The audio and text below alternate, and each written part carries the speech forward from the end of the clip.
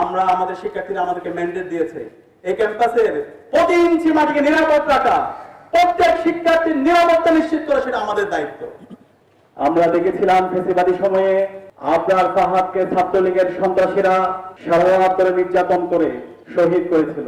সে আবরার ফাহাদকে শহীদ করার পরে, হত্যা করার পর যখন আমরা সিসিটিভি ফুটেজের জন্য হল প্রশাসনের কাছে গিয়েছিলাম, তখন ওই ফেসিবাদী সময়ে হল প্রভোস্ট ওই সিসিটিভিকে গায়েব করেছিল।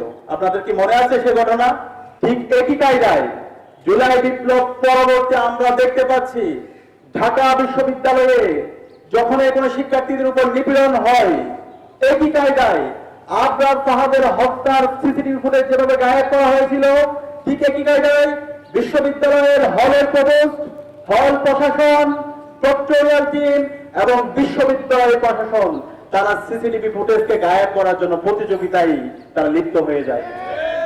যার ঘটনাগুলো আমরা এখন পর্যন্ত দেখতে পাচ্ছি। আপনারা জানেন ফজলুল হক মুসলিম হলে 48 ঘন্টা আগে একজন শিক্ষার্থীকে, ইব্রাহিম নামে একজন শিক্ষার্থীকে ডেকে হল প্রভোস্ট তাকে শারীরিক এবং মানসিকভাবে নির্যাতন করে।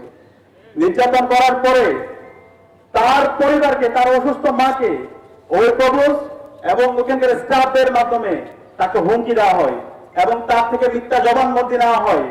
পরবর্তী ওই শিক্ষার্থী যখন প্রভোস্ট অফিস থেকে বের হয়ে প্রতিবাদ করেছিল এবং পরের প্রেক্ষিতে ডাকসু নেতৃবৃন্দ এবং হল সংসদ এবং সাধারণ শিক্ষার্থীরা ওই প্রভোস্ট অফিস ঘেরাও দিয়েছিল। আমরা চেয়েছিলাম এই যে প্রভোস্ট শিক্ষার্থীকে শারীরিক এবং মানসিকভাবে নির্যাতন করেছে, সে কোনো প্রভোস্ট নয়, সে কোনো শিক্ষক নয়, সে হলো গুন্ডা। আমরা সেই গুন্ডা অপসারণ চেয়েছিলাম। আমরা বিশ্বাস করি এই প্রভোস্ট সে শিক্ষকতার যে মর্যাদা সেটা সে হারিয়েছে। তাকে সে ক্রিমিনাল অফেন্স করেছে, তাকে দ্রুত সময়ের মধ্যে বিশ্ববিদ্যালয় থেকে অপসারণ করতে হবে এবং তাকে দেশীয় যে আইন, সে আইন অনুযায়ী তাকে থানায় দিয়ে তার উপর জাস্টিস এনশিওর করতে হবে। আমরা যখন সেই জাস্টিসের কথা বলছিলাম, ডাকসু নেতৃবৃন্দ এবং হল সংসদের নেতৃবৃন্দ এবং শিক্ষার্থীরা যখন প্রভোস্ট অফিসে গিয়ে সেই সিসিটিভি ফুটেজ আমরা চাচ্ছিলাম, তখন আমাদেরকে বিভিন্নভাবে হুমকি দেওয়া হচ্ছিল এবং আমরা যখন যৌক্তিকভাবে আন্দোলন করছিলাম, এক পর্যায়ে বিশ্ববিদ্যালয় সহকারী প্রক্টর যারা আছে, সেই প্রক্টররা হাসিনা আমলে, মাকসুদ আমলে আমরা এই বিশ্ববিদ্যালয়ের প্রভোস্টরা, প্রক্টররা যেভাবে শিক্ষার্থীদেরকে হুমকি দিত, যেভাবে মেরে ফেলার হুমকি দিত, ঠিক একই জায়গায় ওই দিন রাতে আমাদের বিশ্ববিদ্যালয়ের প্রক্টরদের ভূমিকা আমরা দেখতে পেয়েছি।